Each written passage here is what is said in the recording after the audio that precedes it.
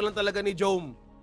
Going back to the replays, hawak talaga ng TNC Pro Team yung mismong laban na to, Thurs. Lahat ng pwede nilang gawin ito, yung early initiation with the Black Dragon. This was a very good play from TNC Pro Team.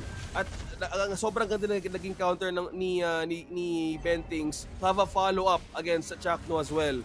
So, it was all along with the TNC Pro Team na kailangan talaga nila ituloy. Kaso, there's so much ways na nakita ng Smart Omega na merong isang butas na pwede talaga nilang just crack wide open at talagang ito yung ginawa nila throughout the game. Nabalibag si Andorre dito kaliwat kanan at alam natin na yun talaga yung kailangan nilang gawin if you're on the side of TNC. At nagawa nila yon at the most efficient way. Pero kung tutuusin dito, yung mga advances na ginawa nila, yung mga diversion plays na katulad nito, bandang dulo, OA6 na wala bigla din kasi. Yeah.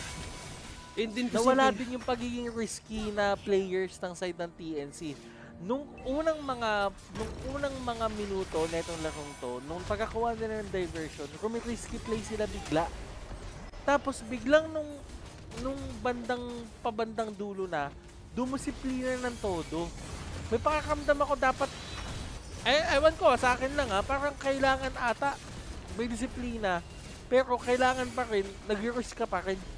Yeah, kasi again, yung momentum, yung lead na sa TNC